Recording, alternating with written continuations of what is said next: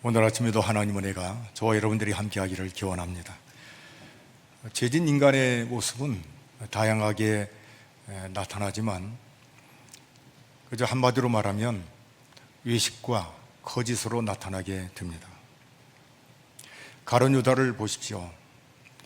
3년 동안 예수님과 동거동락했던 그가 예수님을 배반합니다. 겟세마네 동산에 와서 예수님에게 검과 몽치를 가지고 군대를 동원해서 오지만 예수님이 와서 어떤 것으로 사인하는 줄 아세요? 입을 맞춤으로 사인합니다. 겉으로 볼 때에는 사랑의 관계인 것 같지만 속은 전혀 반대로 사람을 잡으러 온 겁니다. 그런가 하면 베드로를 보십시오. 죽는 데까지 주님과 함께 하겠다고 호언장담했던 베드로. 그런데 본인이 정작 생명의 위협을 느낄 때에는 나는 예수님의 제자가 아니라고 한 번도 아니고 3번이나 부인합니다. 막판에 가서는 저주하고 맹세까지 했다고 말을 합니다. 그런가 하면 대제사장들, 종교 지도자들을 보십시오. 그들이 예수님을 잡아서 법정에 세운 건 새벽이라고 말을 합니다. 새벽에는 아무도 근무를 하지를 않습니다. 아무도 출근을 하지를 않습니다. 법을 지켜야 할 종교인들이 거침없이 법을 어깁니다. 그리고 빌라도 총독에게 예수님을 데리고 가지만 빌라도 총독의 관정에는 들어가지를 않습니다. 들어가지 않는 이유는 저들의 몸을 더럽히지 않기 위함이라고 말하고 유월절 잔치에 음식을 먹기 위해서 빌라도 관정에 들어가지 않았다, 이렇게 말합니다.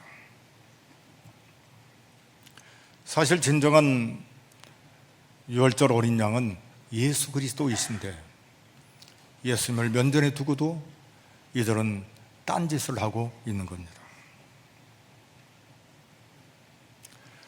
이들의 신앙적인 외식, 모순은 계속 이어져 나옵니다.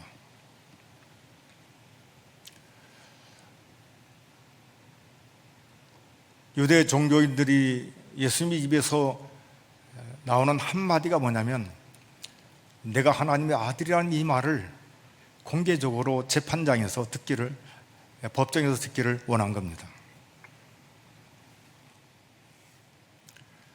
빌라도가 종교 지도자들에게 뭐라고 한 줄 아세요? 그를 데려다가 너희 법대로 재판하라고 말합니다.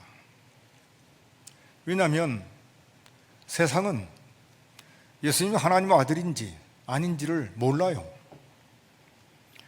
예수님이 어떤 분인가를 세상은 알 수도 없고 그걸 구별할 만한 능력이 없습니다. 이방인과 접촉하면 오염되기 때문에 관정에 들어가지 않을 정도로 그렇게 철저한 그들이라면 아예 총독에게 예수님을 데리고 갈 필요가 없었어요. 그런데도 그들은 세상의 법정에 예수님을 데리고 간 겁니다. 여러분, 세상은 교회를 모릅니다. 교회를 모를 뿐만 아니라 교회에 대해서 관대하지를 않습니다. 오히려 교회는 세상을 위해서 있습니다. 빌라도가 종교 지도자들에게 물어요. 너희가 무슨 일로 이 사람을 고발하느냐? 사실 빌라도가 다 아는 내용입니다. 왜냐하면 예수님을 잡으러 군대를 보낼 때 천부장까지 보냈기 때문에 예수님을 잡으러 간 목적도 알고 이유도 압니다. 그런데도 다시 그들에게 묻습니다. 너희가 무슨 일로 이 사람을 고발하느냐? 기가 막힌 건 아직 법정에서 죄를 선고하지 않았는데도 불구하고 종교 지도자들은 이렇게 말합니다. 이 사람이 행악자가 아니면 우리가 당신에게 넘기지 않았을 거라고. 이미 죄를 많이 진 행악자라고 말을 합니다. 그럴 때 그를 데려다가 너희 법대로 재판하라고 말할 때에 그들의 대답이 또 가관입니다. 우리는 사람을 죽이는 법이 없다, 이렇게 말합니다. 이 말은 이미 각본대로 예수님을 죽이려고 작정하고 법정에 세운 것이라 이 말입니다. 그런데 사실 이들은 거짓말하는 거예요. 얼마든지 종교적인 재판에서 죽일 사람은 죽이고, 그리고 출교할 사람은 출교를 할 수 있는 능력을 갖춘 사람들이 누구냐면 그때 당시 유대 종교 지도자들입니다. 이미 예수님을 낭떠러지에 떨어뜨려 죽이려고 했던 그들이었고, 스데반을 돌로 쳐 죽였던 장본인이 바로 종교 지도자들입니다.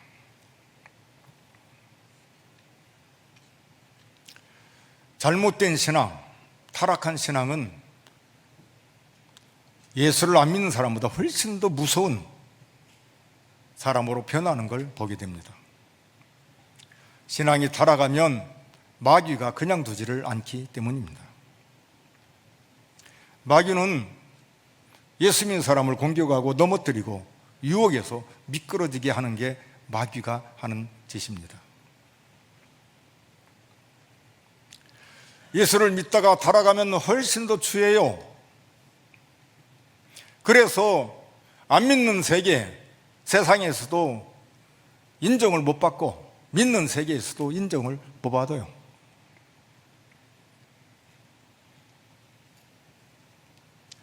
멀쩡한 사람이 죄를 지면 자기는 모르지만 남들이 볼 때는 추한 걸 느껴요. 신앙이 타락하면 본인은 모르는데 남들은 알아요. 참 추하다. 그런데 여러분, 오늘 빌라도를 대하는 예수님, 그리고 오고 오는 모든 인생을 대하는 예수님이 어떤 분이냐면, 이런 우리들을 보면서도 여전히 똑같이 사랑으로 대하시고, 특별히 하나님의 사람들을 사랑하되 끝까지 사랑하시는 주님이라고 말씀해 주십니다. 사람들은 권력 가진 사람에게 관심을 많고, 그리고 인정받기를 원합니다. 빌라도는 예수님 만나고 정말 알고 싶은 한 가지가 있는데, 진짜 유대인의 왕이냐는 이 한 가지가 궁금했던 겁니다.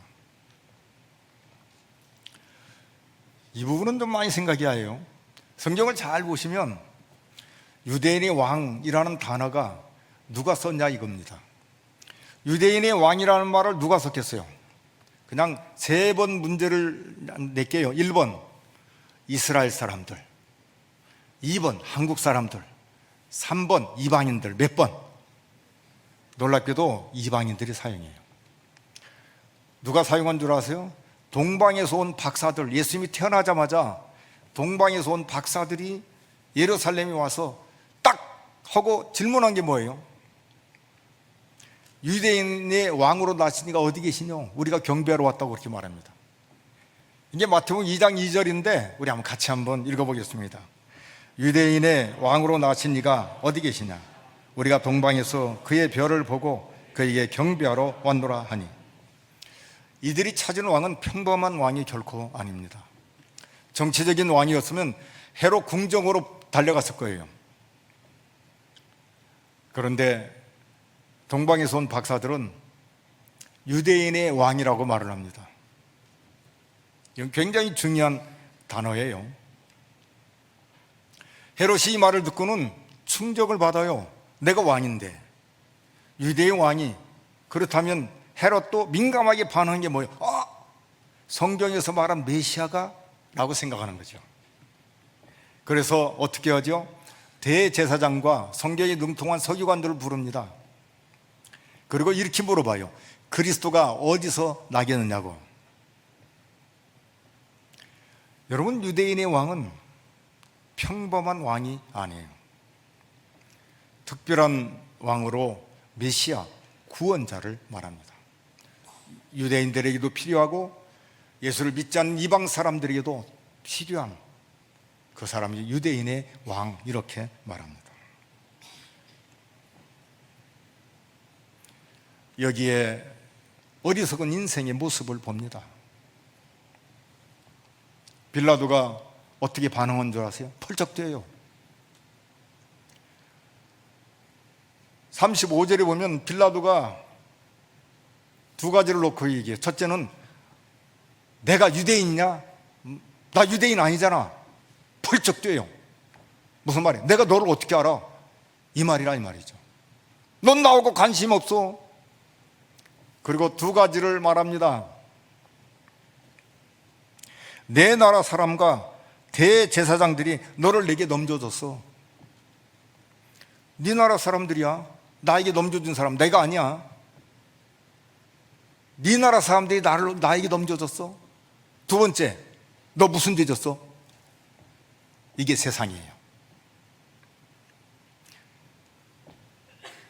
여러분, 예수 믿는 사람은 그렇게 않지요. 내가 잘못했습니다. 내가 모릅니다. 예수님 좀 가르쳐 주십시오. 세상 사람들은 오히려 훨씬 더 자기의 허물을 감추기 위해서 바락바락 반문하고 큰소리치고 그리고는 공격하는 게 세상이에요.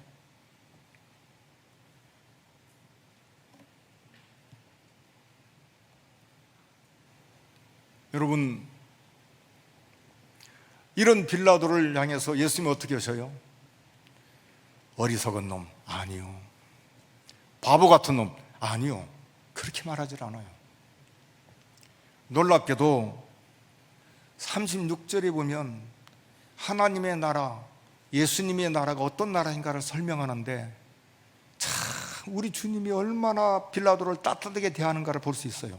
36절을 우리 한번 같이 한번 읽어보겠습니다. 예수께서 대답하시되 내 나라는 이 세상에 속한 것이 아니니라.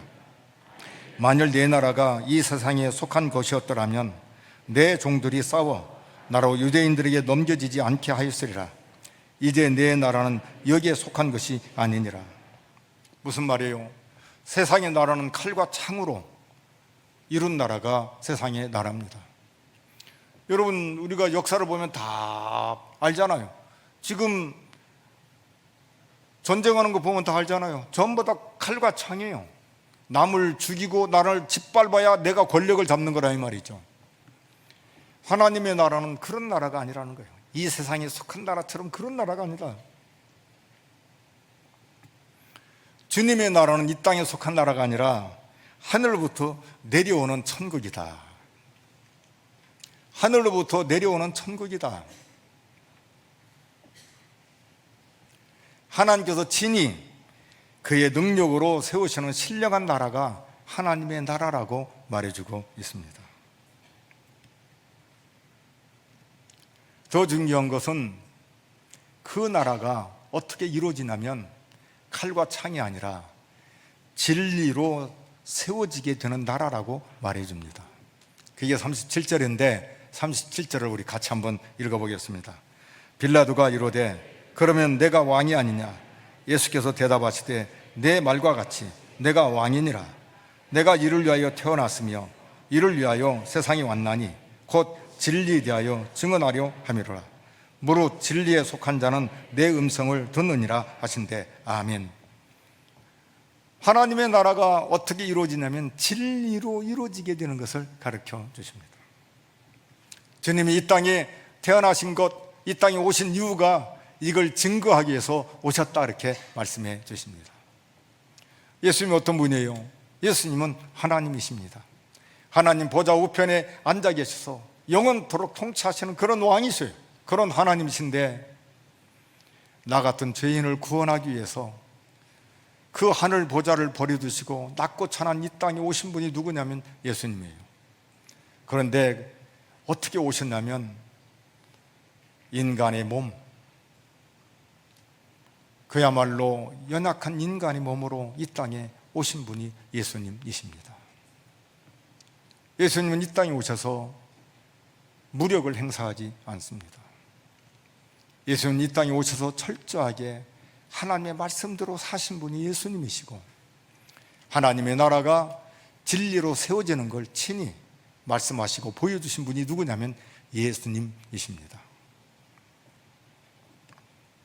여러분, 예수님만이 하나님 나라가 어떤 나라인가를 보여줄 수 있고 가르쳐 줄 수가 있습니다.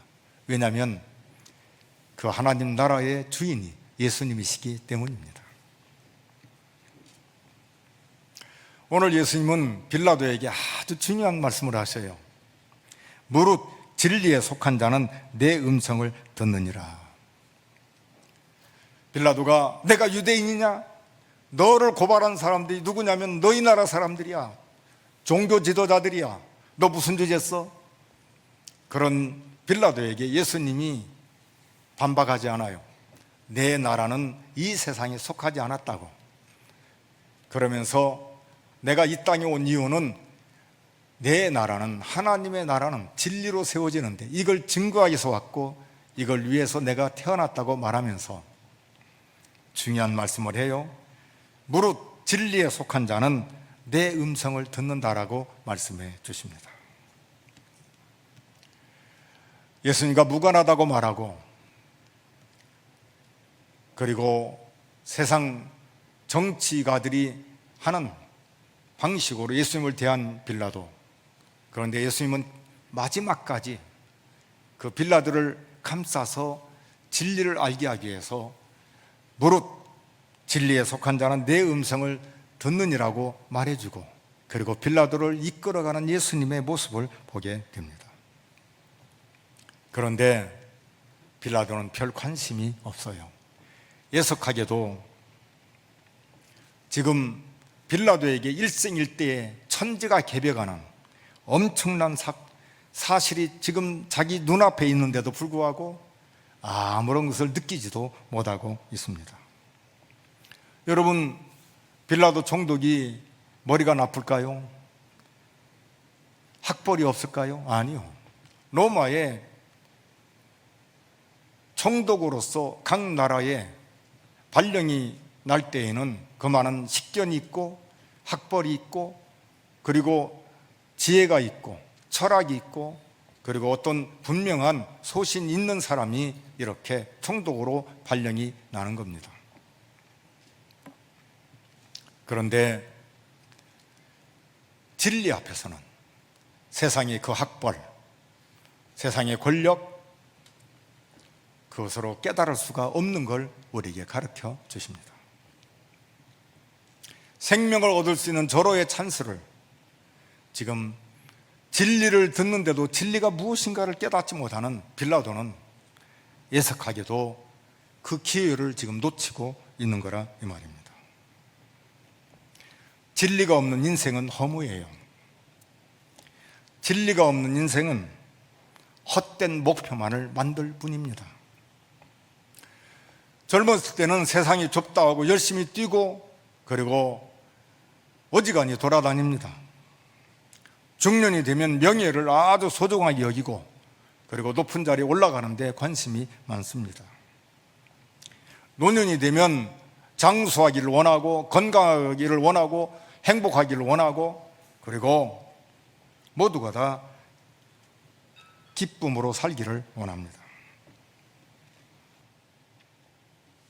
아니요. 사람이 한순간 한순간 사는 것은 내가 사는 게 아니에요.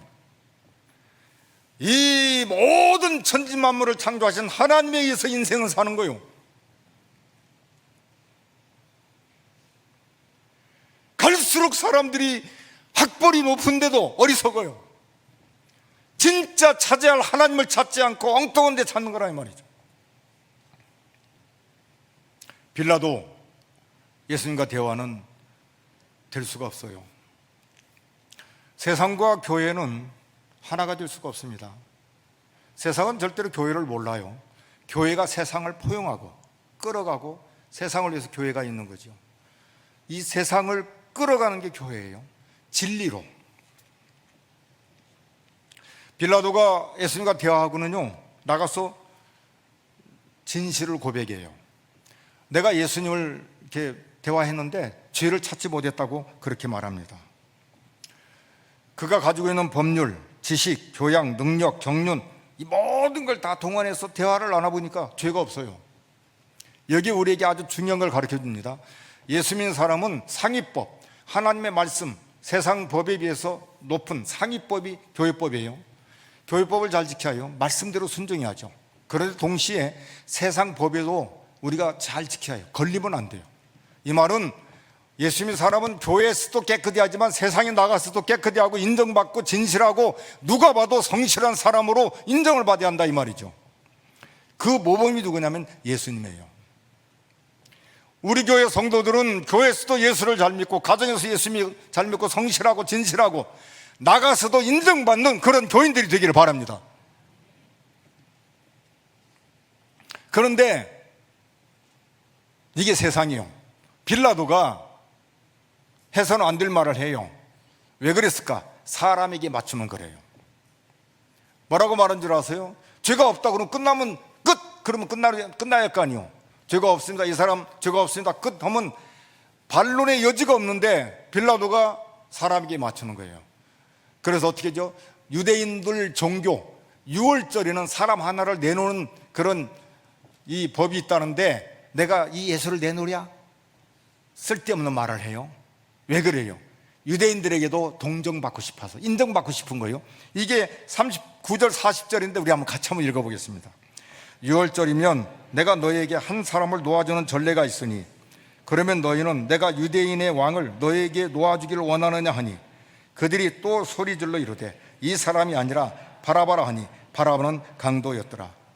여러분 무죄라고 하면 끝나면 되는데 아니요. 정치인들 세상 사람들은 사람에게 초점을 맞춰요.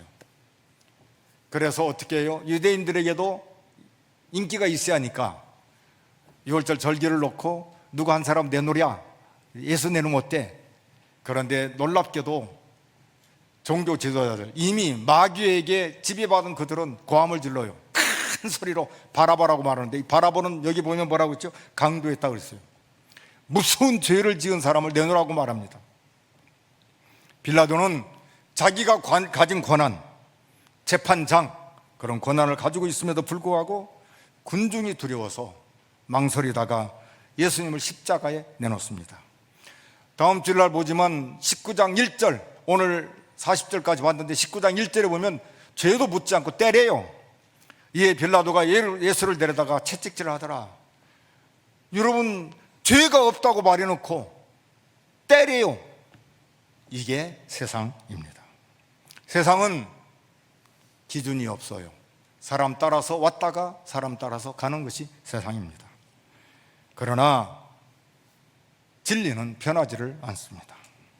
진리가 없는 세상은 살면 살수록 허무하고 진리가 없는 세상은 살면 살수록 자꾸 외롭고 고독해요. 그러나 진리는 살면 살수록 살맛이 나게 하고 내일에 대한 소망을 가지게 하고 오히려 흔들리는 세상에서 내가 가야 할 길을 분명히 깨달아서 옳게 바르게 한 길을 걸어가게 만듭니다. 오늘 주님은 재판을 받으면서도 세상과 진리가 이렇게 다른 것을 보여주면서 오늘 예수 믿는 교회와 성도가 진리로 살아야 할 것을 말씀해 주십니다. 오늘 우리 교회와 성도들이 이 흔들리는 세상에서 하나님의 말씀대로 순종해서 한 길을 걸어가는 멋있는 믿음의 교회요 성도들이 되기를 바랍니다.